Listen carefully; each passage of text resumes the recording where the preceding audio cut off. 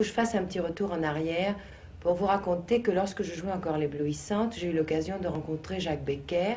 J'avais été pressentie pour tourner un rôle dans Touchez pas au Grisby.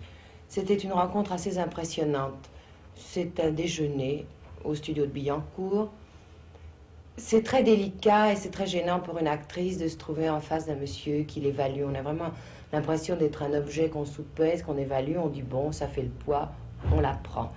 Et alors, c'est d'autant plus intimidant qu'en général, le metteur en scène ne parle jamais de la chose essentielle, c'est-à-dire du film et du rôle qu'on voudrait bien jouer. Et Becker, en particulier, ne s'attachait qu'à la taille, à la grandeur de mes mains. Il les trouvait très petites.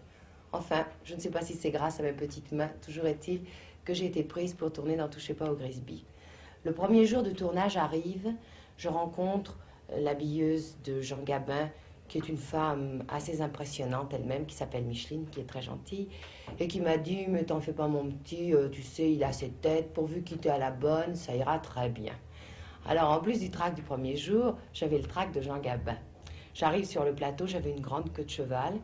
Il m'a fait des réflexions sur ma queue de cheval. Il était assez froid, j'avais un trac, j'étais morte de peur. Il me dit « Mais qu'est-ce qu'il y a, quelque chose qui ne va pas ?» Alors je lui dis « Oui, il y a quelque chose qui ne va pas. Je suis malade de peur. » Il me dit « Oh, ça passera, t'en fais pas, te caille pas la laitance. » Je ne savais pas du tout ce que ça voulait dire. Ça voulait dire qu'il ne fallait pas avoir peur. Ah, excusez-moi, maintenant on vient de sonner la porte. Il faut absolument que je parte au studio. Pendant le trajet, vous allez voir un petit morceau du Grisby et je vous retrouve dans ma loge. À tout à l'heure.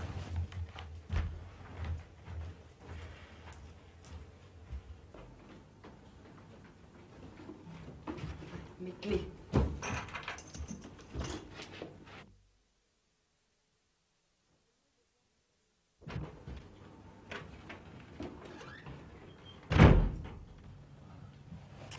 Vous venez de voir le film Touchez pas au Grisby. Pendant ce temps-là, j'ai eu le temps de venir au studio, de me maquiller. Et comme vous voyez, en ce moment, je me repose.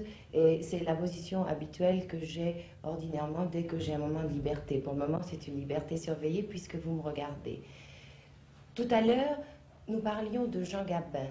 Je vous ai raconté notre première rencontre. Et cette sympathie qui s'est manifestée très rapidement, après l'appréhension que j'avais eue de faire sa connaissance et de travailler avec lui, cette sympathie a eu l'occasion d'aller, j'allais dire en s'aggravant, d'aller en s'améliorant, puisque à la suite de notre première conversation, nous nous sommes aperçus que nous connaissions des gens, pas des amis communs, puisque ces gens, je ne les avais jamais connus, mais Gabin, ayant débuté au music-hall, il avait connu ma mère, qui était danseuse aux Folies Bergères, et des amis de ma mère, ce qui était un point de départ très agréable pour nous familiariser. Je ne veux pas seulement vous parler de cela en parlant de Jean Gabin. Il est difficile de parler d'une grande vedette, d'une personnalité connue. Pour moi, Jean Gabin est autre chose, c'est un camarade de travail, et un merveilleux camarade de travail. Jean Gabin est très bougon quand il arrive au studio, il est toujours mécontent. Il faut toujours qu'il râle, c'est son expression habituelle. Mais en fait, il adore son métier. Et il le fait avec un amour et une précision absolument extraordinaire. Et c'est ce qui m'a absolument épaté, est le mot. Il avait autant de précision et de trac que peut l'avoir le plus petit débutant. Et c'est là où, lorsqu'on parle des acteurs, enfin lorsque Jouvet en parlait, il disait que le métier de comédien était en fait un artisanat. Et je trouve que Gabin est vraiment l'exemple frappant de cet artisanat. Il y a autre chose aussi que disait Jouvet, et qui en fait paraît contredire ce mot d'artisanat.